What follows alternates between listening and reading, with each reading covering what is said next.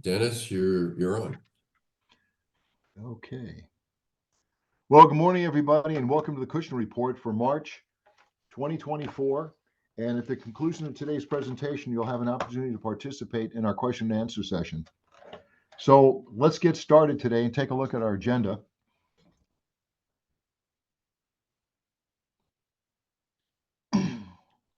So today we're going to take a look at the key economic indicators, the global economy, the domestic economy, mergers and acquisitions, other significant economic news, and then what's ahead in 2024. Today we're going to take a look at the biotech forecast for the year, and then we're going to take a look at the implications of artificial intelligence in the biotechnology space.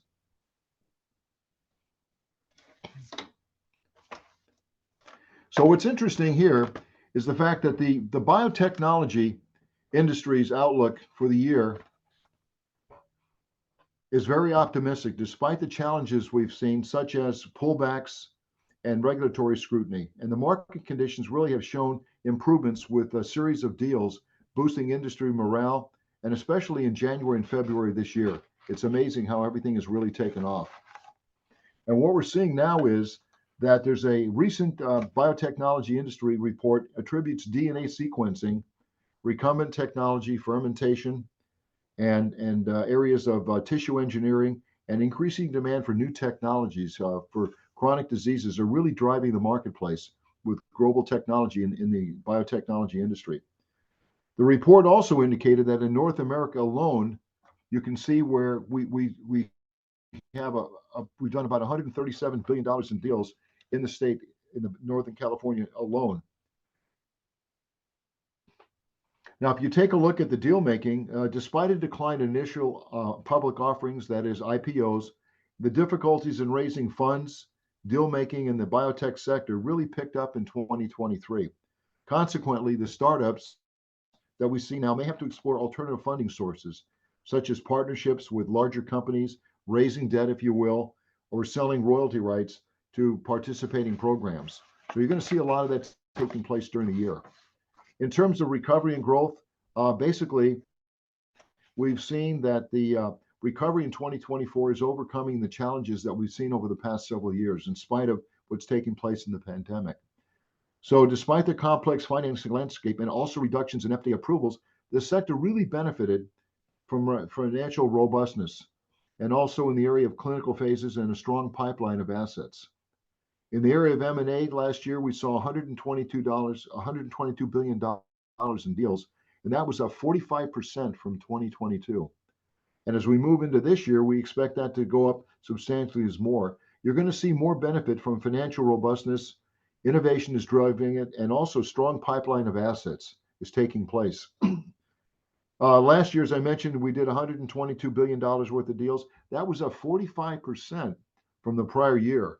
And there were just under 1,100 biotech companies found buyers. So the M&I deal, if you go back and look at the range, we did between, going forward, we're looking at $225 to $275 billion worth of deals coming forward, possibly as early as this year. And the surge basically has been a flurry of acquisitions since the end of 2023. We've seen an increase overall average of 77%. And there's a listing now of targeted companies. There's at least 40 companies being targeted that have either instruments, if you will, or specific kinds of drugs that are available in the marketplace.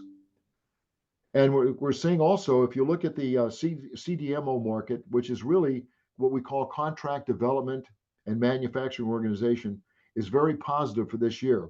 It continues to grow with opportunities in therapeutics, oncology, and injectables.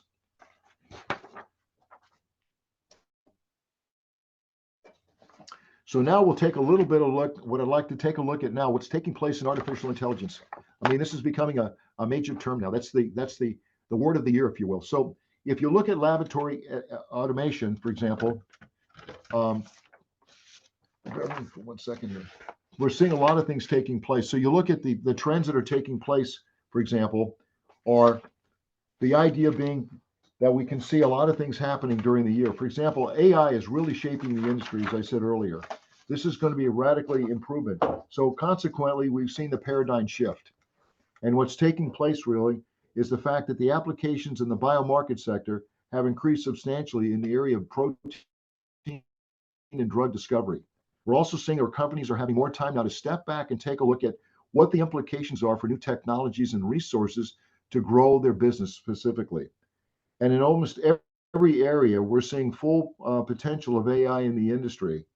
And these insights are giving us more insight into the biotechnology market moving forward. So keep in mind how long it takes for FDA approval. In some cases, it could take as much as 10 years to get approval.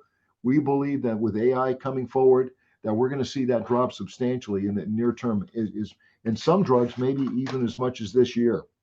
So you have RNA therapy is a term used to describe the use of evade molecules and modular biotechnology pathways to curing infections, which is really important.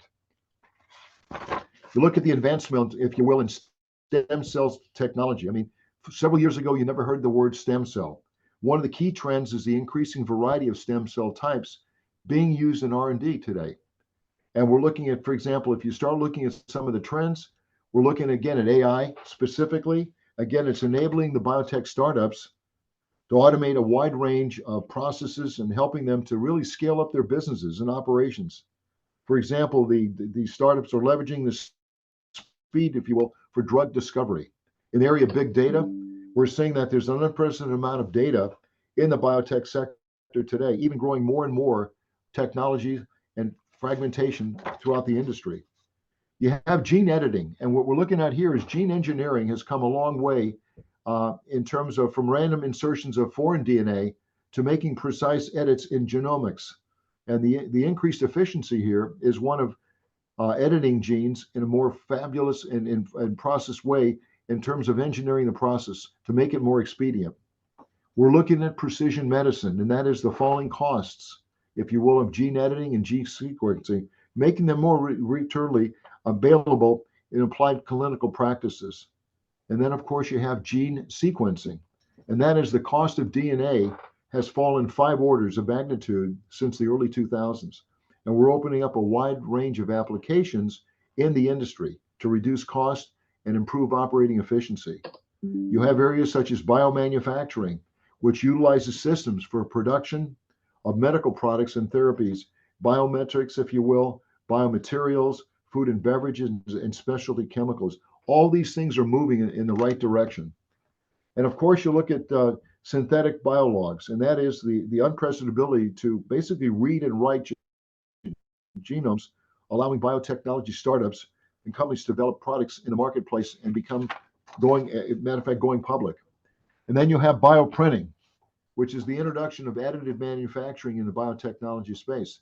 It really enables these companies in the development of bone, skin, or vascular grafts from patents, owns their own cells for personalized medicine, which is incredible. And then, of course, you have microfluids, and that is where you're looking at the fluids allow inexpensive and rapid testing for infectious diseases. And of course, then we have tissue engineering, which we've seen it grow sharply in recent years when you think about looking at the biotech sector. Now, if we take a look at artificial intelligence, this is interesting. What you're seeing now is in addition to achieving cost reductions and efficiency and improvements in laboratory automation, it's promising now to drive competitive differentiation in the marketplace. This is going to be substantial for those that execute early and ongoing. Expectations are that the laboratory automation has really a potential to revolutionize the entire category of drug development activities stemming if you will, from discovery of production to ultimate approval and utilization. Again, keep that in mind, how long it takes to get a product from the beginning to the end in the cycle. And of course, in automation, we're improving the production and productivity, if you will, in addition to reducing costs, and especially with the advent of artificial intelligence, which is really augmenting platforms, really to set up a sustainability for complex workflows. Again, the key is to streamline processes throughout the development and the research and development in the cycles. And of course, data management, which we talked about earlier, it's really improving the flow of data and more access to that. Facing complexity, of course, automation is required by drug developers, and especially in cell therapy development. to the distinct differences in the methodologies, if you will, in production. So today's automation has really enabled drug companies and firms to link operations, if you will, to manufacturing and supply activities throughout. And of course, standardization is really critical. You've got to have consistent and reproducible results. And adapting IA, well, I think the forerunners are now that in the future laboratories, more than likely, you're going to see this thing grow exponentially as we move forward. These are some of the really salient points that we see. AI will enable us to enhance the screening, if you will, of compounds, of predicting their potential successful drugs and meeting physical assets. Again, predictability is going to become more critical in this marketplace than we've ever seen in our lifetimes about what's taking place now. If you look at what's happening with dementia, with Alzheimer's, I mean, the breakthroughs are coming. There are 2 drugs on the market right now that are moving forward, and hopefully soon we'll be able to allow them, if you will, to come to market a lot sooner. So you know, the one drug that was brought to market about a year ago, in the early stages of dementia, it's having an effect of slowing the process down. So this is great news. Again, we're a long way from where we have to be, but we're making tremendous amount of success going forward. So this is the good news in the whole area. So what I'd like to do now is take a look at our key economic indicators: inflation, unemployment at the federal level, the California level, and what's taking place with the price per barrel of oil. So if we look at the global GDP projections for 2024, we're seeing now we're talking about going on about 2.8% this year, followed by going on about 2.5% next year. In the United States, we're looking at 2.4% growth this year and then dropping down to 1.8% next year. And that's based upon more of a slowing economy, not necessarily a recession, but slowing. If we look at inflation, we're projected to go on about 3.1% this year and then dropping down to 2.4%. And of course, the unemployment rate on the national level, we're looking at 3.9% this year and then dropping down to 3.8%. The state of California, which really trails, we're looking at unemployment running around 5.1% by year end and then dropping down to 3.9%. We look at the range of oil. Last time we did this, we were looking around $70 to $100 a barrel. Well, I'll tell you more about that later, but we're now the range is really between $80 and $100 a barrel. So no matter where you live in this country, if you take a look around, for example, the price of oil is going up. I know, for example, that in California, like for example in San Diego, we've seen as much as 60 cents a gallon over the last few weeks. So let's take a look at the global economy. Well, first of all, India has good news. They're the fastest growing economy in the world this year. They're expected to go on about 7% this year, very strong growth. And we look at the European economy, Eurozone, basically, you look at the Bank of Canada and central banks in general. They're basically holding rates flat right now, and they're looking to drop their rates going forward. The biggest concern they still have is a term called inflation, and we're seeing that happening. So that's still an issue around the world as well as in the United States. This week, the Bank of Canada and central bank also indicated that they're looking at sometime later this year about reducing interest rates. So hopefully that'll be in concert with what we'll do in the United States. The interesting thing here in Japan, the Bank of Japan scrapped the world's last negative interest rate, ending the most aggressive monetary stimulus policy program in modern history, and while also indicating that financial conditions will be accommodative for the near future. So that's good news in terms of their economy. If we look at the United States, just a couple of key things here. As you know, the Federal Reserve is holding interest rates flat the way they are. They expect to look at possibly 2 to 3 interest rate reductions this year. However, we still have inflation is still too high, and I'll talk about that later in the program. And if you look at the mortgage rates, a couple of weeks ago, they were almost 8%. They've dropped down a little bit now, but the rates are still holding. Existing home sales for last year dropped 19.4%, which is substantial. And hopefully we'll see a better trend as we go into 2025.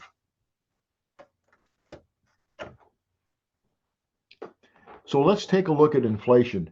Core inflation, unfortunately, reinforced the federal concern It went up 0.4 of a point last month. And again, that's a cautious red flag, and that therefore they're not going to drop interest rates, maybe not until sometime in late May or June. Again, we're hoping that we can see this curve go in a different direction. The wholesale inflation unexpectedly accelerated last month to its highest level since September of 2023. It was up 0.6 of a point. On a full year basis, it was up 1.6%, which is substantial. And you feel that is that those products move on to markets and retailers, and then it moves on to you and I. When we look at the trade exports, we went out to $257 billion, a slight increase over December. So that's just moving in the right direction. The trade deficit, it was up to $67.4 billion, and that's up about $3 billion from the prior month. Keep in mind, it's a lot lower than the $90 billion mark we saw several months ago. So we're moving in the right direction in that area. Retail sales bounced back in February to 0.6 of a point, a little bit weaker than expected. Keep in mind, in January, we saw a decline of 1.1%. And again, as gasoline sales kind of rose a little bit, as we saw from month to month. When we take a look at the employment picture, this is interesting. In February, we saw payrolls increase by $275,000. And of course, unemployment rose to 3.9%. The real key is construction went up by 23,000 jobs this month, which is really good. And of course, you saw health and education, etc. The negative here is manufacturing, which was down 4,000 jobs. And again, that speaks to the point that the manufacturing index has been under the 50 basis points for the last several months. Now we look at California, and this is a surprise. It's been a long time since we've had negative growth in jobs in the state of California. We saw a decrease of 3,400 jobs, and the unemployment rate went up to 5.3% in the month of February. And you can take a look at this. The biggest surprise was the area of construction, a loss of 9,600 jobs. However, a lot of that is attributed to the weather we've seen over the last couple of months here. And there'll be more rain coming this week as well. So there's a lot of negatives here as well, and hopefully we'll see that change going forward. But that's the first time in a long time that we've had negative job growth. The thing to keep in mind here is this. California is now last in the country in unemployment. We have the highest rates in the country. Number two, we have 410,000 jobs have not returned since the pandemic. So we're a long way from getting back to where we need to be in the state of California. Now, taking a look at the manufacturing index, as I talked to you before, which is a real critical flag for the economy, the index basically contracted for the 16th month in a row. And it dropped down to 47.8 this month, and that was 1.3 points. And we've got to get this thing over the 50 basis points to be in the right direction. Again, as I've told you before, when you're at this level, you're really in the recession or you're entering recession. So this is one of the weaknesses we have in our economy right now. Looking at factory orders, unfortunately, they were down 3.6% in the month from December. So it fell to that level, and that's been a problem for the last 2 or 3 months. Small business confidence level, the good news here, it went up about 4 points. It's still at 90. It's at 93 right now. It's probably the highest we've seen since February of 2022, and hopefully we can get back to the 100 level we had before that. Now, you took a look at consumer confidence. It slipped last month. It dropped down to about 107 from the 111 we saw in January. Still concerns about a recession forthcoming. And when we look at crude oil prices, as I mentioned earlier, the thing that was interesting, and one of the comments made by one of the folks on the program was the fact that it was in the $70 range. Well, since then, since late February, oil was at $77 a barrel. The last couple of days, it closed out at $82 a barrel. So it's up $5 a barrel almost within the last month of itself. In the area of housing starts jumped 10.7% during February, which is great. Excellent news. And basically moving further, in spite of the fact of weather starts and issues we had around the country, that market is improving in that area. In terms of new home sales, it decreased by 0.3 of a point last month. Down, and a lot of this could be in the area of dealing with the weather, but it's relatively flat right now. Now, let's take a look at California. So if we look at Los Angeles, The median price of a home that was on the market was at $817,000. That's a decrease of 1.9% from January. And then we look at sales, however, we're up by 8.4%. So that's a good sign. And of course, they were up 6.3% from February of 2023. Orange County, which is a very strong market, the price of $1,350,000 increased by 2.3% in February, and sales were up by 23.6%. And the good news is that they were up by 12.4% over February a year ago. And in San Diego, the median price was at $980,000, and that's up 5.9%. And we saw sales increase by 21% over February of 2023. So those are all good data points going forward, leading into the spring timeframe. Now, when we look at existing home sales, sales rose here in the area of by 9.5% from January. So this is good news in the real estate marketplace. The one thing that's hovering is the interest rate, the way it stands right now. So that's affecting first-time buyers.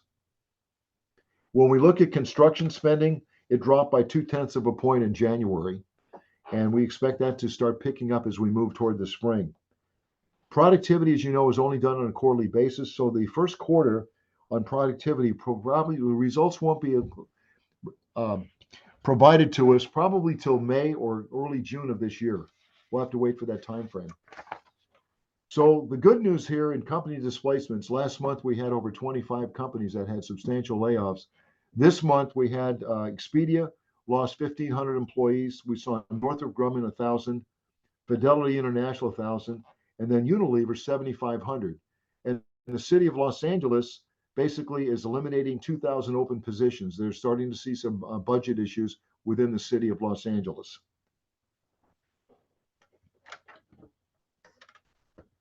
Now let's take a look at the M&A marketplace. We had a very, very great year in 2023. A lot of activity, a lot of consolidation taking place in different industries. So first of all, Disney and Reliance is merging businesses, if you will, and the deal will be about $8.5 billion in India. And this is in terms of announcements being made as they move up in terms of the entertainment space. Apple is buying a startup company by the name of Darwin AI, and this is the first move they made. And this is promising to increase what they do in the area with their cell phones and everything else. So you'll see that coming alive pretty soon. It's a big deal for them. The terms of the deal were not announced.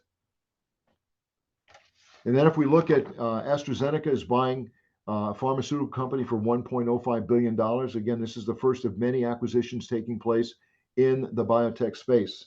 It's an all-stock deal for $2.2 billion. And we look at, for example, there's a company called EQT is buying Mountain Valley Pipeline owner for $5.5 billion in stock. You're seeing more consolidation starting to take place in the energy space, if you will, moving forward. So these are just a few. There's a lot of acquisitions in the pipeline now we'll see going forward. Now let's take a look at other significant economic news. This was a surprise where if you look at this, the last time commercial foreclosures were this high was in May of 2015. It's up 97% from 2023. And we've seen 635 commercial properties being foreclosed upon since January of this year. And that's up 17% since December alone. J&J has announced that they're closing 200 square feet of office space and factory space in Brisbane, California. And that facility opened almost 18 months ago, a grand opening, and they decided to restructure and basically to broaden their strategic alignment in other spaces. So that space is going to be up for sale or lease in the near term. Many of you have been following. Apple was building an electric vehicle over the last several years. They announced this month that they're no longer going to continue that program. Their program's been terminated. And that'll affect nearly 2,000 employees that have worked on that project for a number of years. Now, as you know, the United States Army was projected to hire 65,000 people this year, and they're way behind that. But they've also decided to eliminate 24,000 positions that they fear will no longer be essential. However, due to the growing concerns about what's taking place in the world in general, they're going to add 7,500 troops that have other critical mission skills for further combat situations going forward. So we're going to add 7,500 And of course, as you know, Apple was hit with a $2 billion fine over abuse of music applications in Europe. And the problem we have here is that what they've done basically is Apple is following complaints by Spotify and other vendors that have been blocked from using and streaming their music. So that's the fine that they were levied upon them now. Now, American Airlines is placing their largest order in decades, since 2011, if you will, for 260 new aircraft. And if you look at this, they're buying them from, excuse me, they're buying them from Airbus. Typically, they buy a lot of aircraft from Boeing, and you know there's a lot of issues going on with Boeing right now, change in management, problems with their aircraft, etc. So this is a major deal from American Airlines. And then, of course, Google, which is a surprise, is vacating 52,000 square feet along the waterfront in Seattle. And at the same time, Meta, the parent of Google, and Microsoft and Amazon are also eliminating space in the market in that marketplace. Now, for those of you who've heard of Aldi, Aldi is a German company that it's in the grocery business. They're expanding their footprint in the United States. They're going to open up 800 new stores by 2028. They're going to spend over $9 billion to develop the marketplaces. So if you've never been to a market, to an Aldi's, you go see them. They don't have a lot of products, but they have very good sales and they have a good launch of products, very good product quality, if you will. So it's a good place to take a look at if you want to buy things and you don't want to go to the main markets, such as Vons and so forth. If we look at middle market, this is something that's taking place now across the country. In the area of what we're calling now, it's called the latest corporate buzzwords is efficiency. What we're seeing in 2023, over 20 and going to this year, almost 32% of middle market managers have been laid off in the United States. First of all, you look at UPS, they laid off 12,000 managers recently, and Citigroup has announced they're getting rid of 20,000 over the next several years. So you're seeing a flattening taking place in organizational structures throughout the country. And if you go back to when Jack Welch in the 1980s was the president of General Electric, the focal point was slimmer organization. That was the term, slimmer organization. So you're seeing that coming up again, moving forward. Now, why are insurance rates going up faster? Well, we just saw them go up this year. Insurance rates in California have gone up 21% in February alone. And this is taking place all over the area. And this is the most we've seen since 1976. It was up by 28%. So insurance prices for our vehicles and housing and everything are going through the ceiling across the country. Now, Deloitte & Touche, who I used to work for a number of years ago, Deloitte announced that they're revamping their structure to cut costs in a tough marketplace. Basically, Deloitte is looking to overhaul its structure as an organization. As a professional services and accounting firm, it's looking at ways to cut costs in the marketplace due to the slowdown. And what they're going to do, they're moving the firm to reorganize from existing 5 business units down to 4. And we'll see this take place as we move forward. And, you know, they announced a few months ago that they were laying off 2,000 people. The business is starting to slow down on a global basis because of uncertainty is pushing companies and government entities across the world to cut back on services. And that's hitting the hiring and the pay at the accounting firms. And this is not the only one. This will be taking place with the other 3 as well. JetBlue, as you know, is leaving a lot of cities. They're having a lot of financial problems right now. They're leaving certain places from Los Angeles and Kansas City and parts of New York. So they're going to be trimming a lot of the locations that they'll be flying to going forward. And then, of course, as I mentioned earlier, the announcement came out about State Farm. And basically, State Farm has announced that they're eliminating 72,000 policyholders in the state of California. That'll be for property and commercial apartment policies. And that'll take place. People will be notified in July and August of this year that they'll have to find new insurance carriers. And again, this represents only 2% of their business. So that kind of gives you an idea what's taking place in the month of February, you know, and it's hard to believe that today is the 28th, and we've got a few more days left in the month of March, and then we'll conclude the first quarter of 2024. So what I'd like to do now is to open up for questions and answers.